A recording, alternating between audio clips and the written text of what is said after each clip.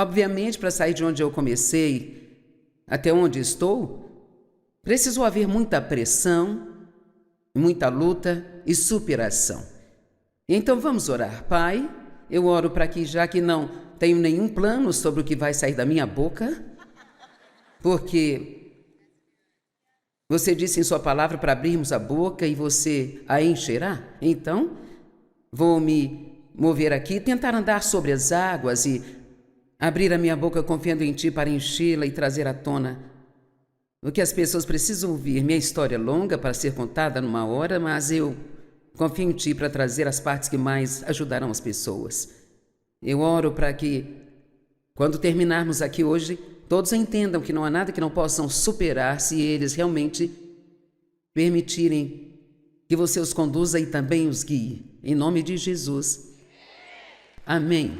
Então, sabe, todos temos uma história. E não é que a minha seja melhor do que a de qualquer outra pessoa. A história de todos é importante para eles e todos fomos feridos. Então eu não digo isso com nenhum tipo de sentimento de autopiedade. Na verdade, posso sentar aqui hoje e dizer a todos que, e sabe, eu sei que parece bobagem até para mim, mas fico feliz agora por ter passado pelo que eu passei. Porque eu sei que isto me fez ser a pessoa que eu sou hoje, sabe? E então... E foi exatamente isto que me permitiu poder ajudar muitas pessoas ao redor do mundo, porque existem muitas pessoas, especialmente mulheres que foram abusadas. Talvez não haja como dizer quantas pessoas nesta sala foram abusadas sexualmente, talvez você tenha contado a alguém, talvez não tenha contado, mas se não foi esse tipo de abuso, algum tipo de abandono, ou pais que não te amaram, ou pessoas que falaram mal de você, ou compararam você com um irmão, ou qualquer que seja o caso, todos fomos magoados. E se por acaso você é um dos sortudos que foi criado por ótimos pais que lhe amaram e disseram que você poderia fazer qualquer coisa, você é abençoado além da medida. Porque o que as pessoas fazem com as crianças na infância delas, às vezes é patético. Sei que muitas vezes não percebem o que estão fazendo, a maioria das pessoas está apenas agindo em cima de sua própria dor. É por isso que não adianta odiar as pessoas que te machucaram. Essa é a primeira coisa que você deve entender, porque você nunca ficará bem se estiver cheio de ódio. Nunca ficará bem. Simplesmente não ficará, a menos que você perdoe. Essa é uma das primeiras coisas, e parece a coisa mais injusta pedir para alguém fazer, sabe? Mas tudo que Deus nos pede para fazer, isso é para o nosso próprio benefício. Você tem que entender isso, mesmo que pareça difícil e injusto, é sempre para o seu benefício. E veja, odiar alguém que te machucou é como tomar veneno esperando que o seu inimigo morra.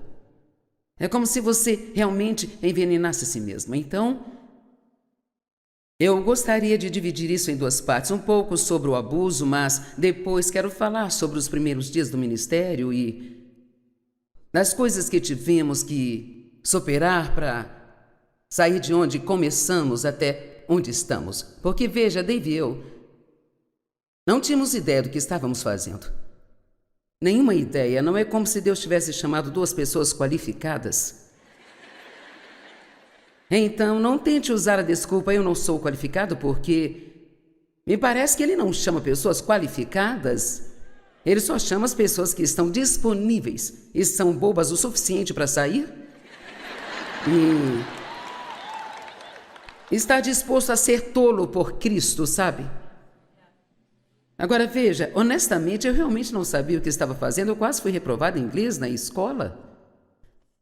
E eu sempre detestei a minha voz, porque eu tenho uma voz muito grave para uma mulher, sabe? E agora Deus a faz ecoar por toda a terra.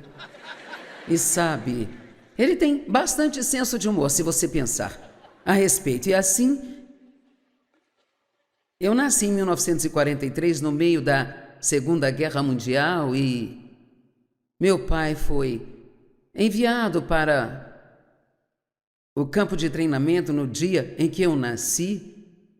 Então eu só o vi uma vez nesse meio tempo até os meus 13 anos de idade. E assim, éramos só eu e minha mãe e uma tia e um tio. E o meu tio tinha pés chatos e não aceitavam homens com pés chatos no exército, sabe? Naquela época. E assim,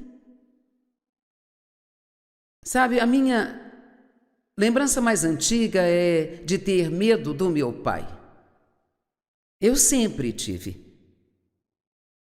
Eu era enraizada no medo desde quando consigo me lembrar. E sabe, a minha mãe me disse que quando ele voltou do exército, ele estava diferente do que quando foi. Eu acho que muitos homens passam por isso por causa das coisas que eles viram e passaram. E ele nem esteve no combate, mas ele estava diferente. Ele era mau. E às vezes, eu acho que o fato dele ser maldoso foi ainda pior do que o abuso. Mas havia algo de errado com ele. Ele cresceu numa família que praticava incesto e assim ele trouxe isso consigo mesmo. E então, desde a primeira vez que me lembro de tê-lo visto, ele me molestava e depois ele fez de mim praticamente sua amante quando eu tinha cerca de 13 anos de idade. E ele não me controlava com a força, mas me controlava com o medo. E é difícil explicar como você pode ter tanto medo de alguém a ponto de fazer o que a pessoa te manda fazer, seja o que for, sabe? Mas esse tipo de medo, isso pode te adoecer. Era como... Ele trabalhava à noite, eu agradeço a Deus por isso, porque pelo menos eu não ficava perto dele à noite. E minha mãe também tinha medo dele. Eu tinha um irmão que meu pai praticamente abandonou. E me lembro de quando minha mãe engravidou, de orar para que fosse uma menina, esperando que meu pai gostasse mais dela do que de mim e me deixasse em paz, sabe? E não era certo orar assim, mas eu orei. E então eu entrei em contato com alguns parentes, tentei fazer com que me ajudassem e ninguém quis se envolver. Veja, naquela época, nos anos 50, não se ouvia falar de nada parecido com o que estamos falando. Você nunca ouvia nada sobre abuso sexual e não se falava de nada a respeito. Acontecia, mas as mulheres também eram diferentes. Pouquíssimas mulheres deixavam seus maridos, pouquíssimas se divorciavam e assim, quando eu tinha 9 anos, contei para minha mãe o que meu pai fazia comigo e eu me lembro que ela me examinou para ver se encontrava algum machucado. E claro, ele disse que eu estava mentindo, ela escolheu acreditar nele. Eu não sei se ela realmente acreditou, mas acho que ela escolheu acreditar. Quando eu tinha 14 anos, ela entrou em casa e o pegou. E ela se virou e saiu de casa, ficou 2 horas fora, voltou e nunca disse uma palavra a respeito. Nunca disse nada sobre isso. Mas sempre houve uma rixa entre eu e ela. Depois disso, ela meio que se voltou para o meu irmão e começou a bajulá-lo e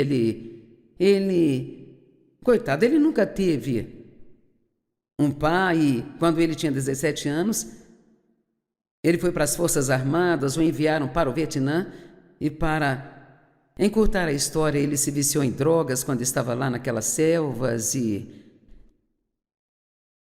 encurtando mais a história, ele acabou se suicidando porque nunca conseguiu sair das drogas. Ele até tentou e nós tentamos ajudá-lo também. Ele era um moço do bem e eu sinceramente acredito que ele foi para o céu. Ele creu, sabe? Ele tinha tantos problemas que ele não conseguia se endireitar. E às vezes as pessoas são assim, elas não, é mais do que o que elas conseguem lidar ou superar. O último lugar que ele ficou foi no Centro dos Sonhos, em Los Angeles, e eu liguei para o pastor Tommy. Ele morou conosco por 4 anos e pensamos que ele havia endireitado mesmo, sentimos que era hora dele ir viver sozinho, mas ele só ficava bem desde que houvesse alguém dizendo o que deveria fazer e observando sempre. Mas assim que você o deixava sozinho, ele nunca teve nenhuma disciplina ou autocontrole, sempre voltava a ser como ele era antes. E ele tinha um filho de quem não cuidava, ele nunca pagou pensão, nunca cuidou do filho, ele foi extremamente irresponsável. E assim então, entre o álcool e as drogas havia algo que percebi somente agora, sabe? Ele era também esquizofrênico. E minha mãe também. Minha mãe, acho que foi pela culpa. Ela tinha muita culpa. Quando eu tinha, eu acho, cerca de 18 anos, ela teve um colapso mental e teve que fazer tratamento de choque por 2 anos. E assim era toda uma bagunça. Graças a Deus, quando eu tinha 9 anos, fui escondido à igreja com minha tia e meu tio, quando estávamos no que nós chamávamos de roça. Eles moravam a 300 quilômetros de nós, no sudoeste do Missouri. E fui à igreja com a intenção de ser salva. Agora, eu sabia que eu precisava ser salva. Eu não sei como, sabe? Eu nem sei onde aprendi esse termo, mas naquela noite de todas as noites, o pastor se esqueceu de fazer o apelo. Bem, eu acho que eu tinha um pouco de determinação na época, porque eu estava com meus primos e eu peguei cada um deles pela mão e eu disse: vamos lá na frente para sermos salvos. Acho que já havia ali sinais de uma evangelista. E então, nós fomos lá na frente. Eu me lembro que estava chorando. Eu olhei para o pastor e disse: você pode salvar-me? E ele orou conosco e eu me lembro. Eu senti uma limpeza por dentro e foi lindo, sabe? Mas no dia seguinte, trapaceei no jogo de esconde-esconde. Com a cabeça encostada na parede, eu espiei. E o diabo me disse que eu tinha perdido minha salvação. E nunca houve ninguém para me dizer o contrário. E assim, daí até os meus 18 anos, eu achava que o que quer que eu tivesse recebido, eu havia perdido, mas eu só entendi mais tarde na minha vida que, quando eu tinha 9 anos de idade, essa determinação cresceu em mim de que eu ia vencer, sabe? Eu tinha essa determinação, isso não vai derrotar-me, ninguém vai me ajudar, então eu vou ter que passar por isso e eu vou sobreviver. Me lembro que costumava deitar na cama, quando eu estava na minha adolescência à noite, eu falava: um dia eu vou fazer algo grande.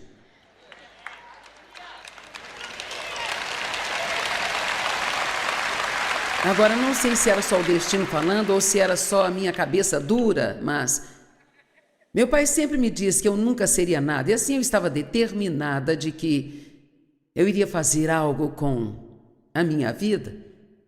Eu sempre tive o dom de escrever e meus professores queriam que eu me candidatasse a uma bolsa de jornalismo, mas eu sabia que precisava sair de casa e trabalhar e cuidar de mim mesma e assim nem tentei ir para a faculdade. E agora eu acho tão engraçado que eu escrevi 153 livros e nunca tive nenhum tipo de estudo para fazer isso. E assim então, nunca pense que você não tem estudo suficiente para fazer algo. Você pode fazer qualquer coisa que Deus quer que você faça. Amém? E não há nada que você passe que você não possa superar com a ajuda de Deus. Nada. Nada mesmo. Então você pode imaginar como foi minha vida nesses 18 anos, sabe? Eu olho para trás e... Na verdade, nem gosto muito de usar esta palavra, mas de fato, o que meu pai fazia comigo era me estuprar. Ele não usava força, mas ainda assim era isso.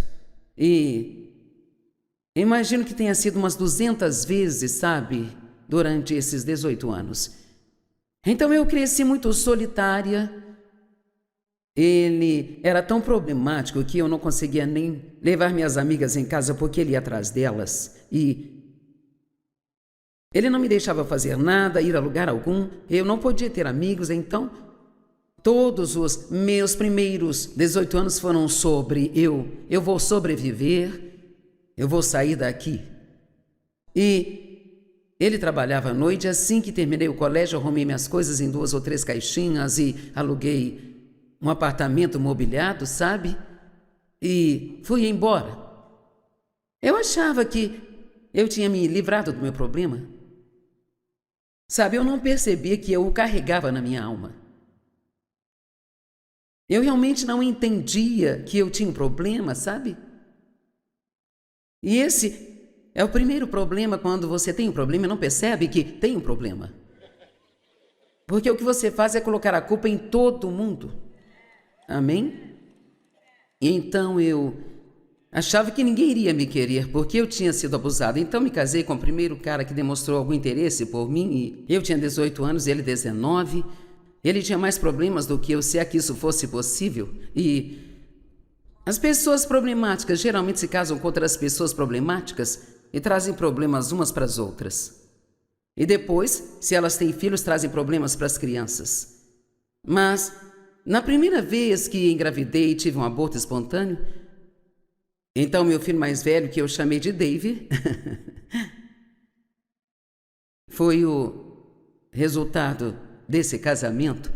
Agora, isso foi um pesadelo de 5 anos.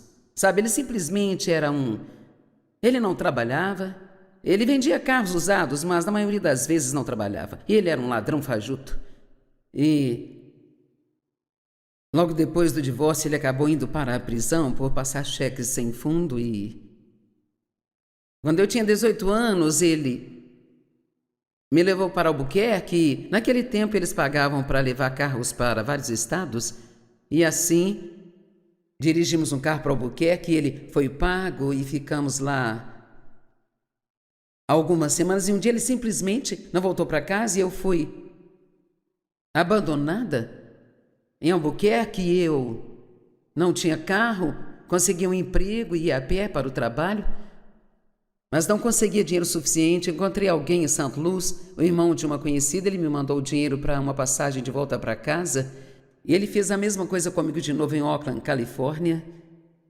E ele ficava com outras mulheres o tempo todo. E finalmente, quando engravidei do menino que hoje comanda as nossas missões mundiais, eu o deixei e ele disse a todos que o bebê não era dele. Ele veio morar a 2 quarteirões de mim com uma outra mulher. Eu me diverti muito, sabe, nesta minha vida. E assim, quando eu tive o bebê, ele foi ao hospital e não dava para negar que o bebê era dele, parecia muito com ele. E aí saímos do hospital sem ter para onde ir. Então, para todos os efeitos, eu era uma sem-teto. É realmente muito engraçado quando eu penso nisso agora. Aqui estou eu hoje. Numa época eu era, sabe, uma sem-teto, eu não tinha para onde ir. E assim eu posso dizer, o que quer que tenha acontecido em sua vida ou que esteja acontecendo, nunca pense que você não pode superar isso. Apenas pense que Deus pode fazer algo grande em sua vida. Porque eu estou te dizendo, você pode ter um péssimo começo e um excelente final, sabe? Amém? Então ele ligou para a ex-mulher de um dos seus irmãos, que por sinal era uma cristã, e perguntou se ela nos acolheria por um tempo. Ela disse sim. Eu não tinha ideia do que eu estava fazendo. Eu tive aquele bebê, eu devo ter tido uma infecção porque fiquei com 3 furúnculos grandes no meu corpo e nem tive o bom senso de ir ao médico, sabe? Mas assim que pude, eu consegui um emprego e consegui um apartamento, e ele tinha ido embora com a namorada. E voltou mais uma vez e eu finalmente cheguei ao ponto em que eu não aguentava mais. Eu disse, eu quero o divórcio, bem? Eu realmente não conseguia cuidar de mim, do bebê, e sem ninguém para me ajudar, então esse foi o último recurso. Então eu teria que ligar para o meu pai e pedir para voltar para casa, sabendo que isso significava que eu teria que gastar todo o meu tempo tentando me esquivar dele. Bem, agora entra em cena o Dave Meyer.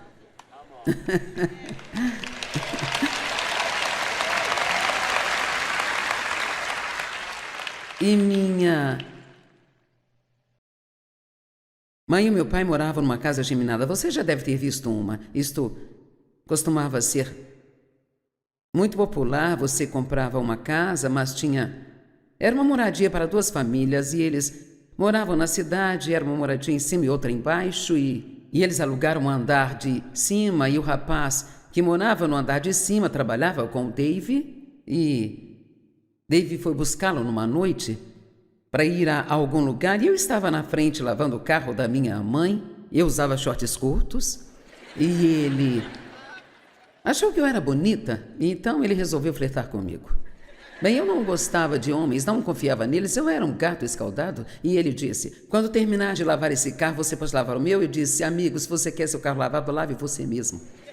Agora, o que vou dizer a vocês é honesto e verdadeiro. Dave era um cristão nascido de novo, cheio do Espírito, que estava orando por uma esposa.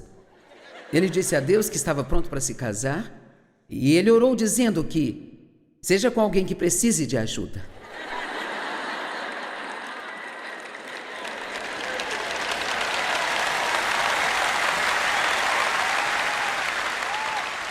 Então ele nunca poderá dizer que ele não recebeu o que ele pediu. Então eu olho para trás e acho que isso foi uma armação muito divina. Eu costumava deitar na cama com meu primeiro marido e orar para que um dia Deus me desse alguém que realmente me amasse. Eu sempre pedia que seja alguém que me leve para a igreja.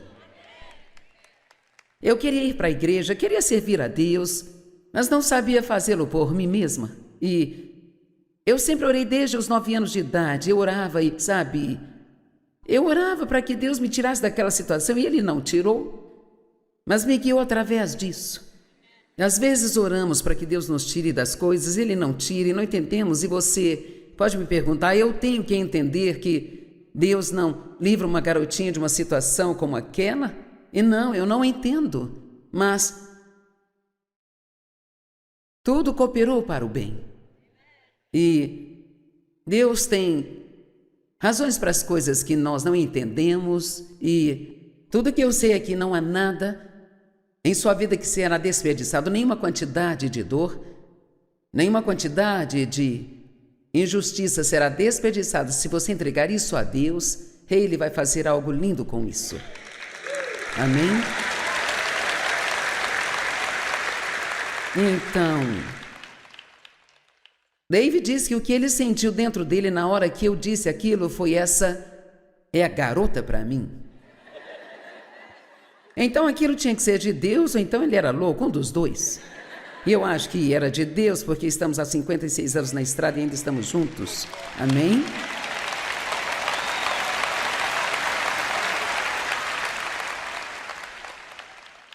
Tivemos uns 3 ou 4, talvez 5 encontros, e ele me pediu em casamento.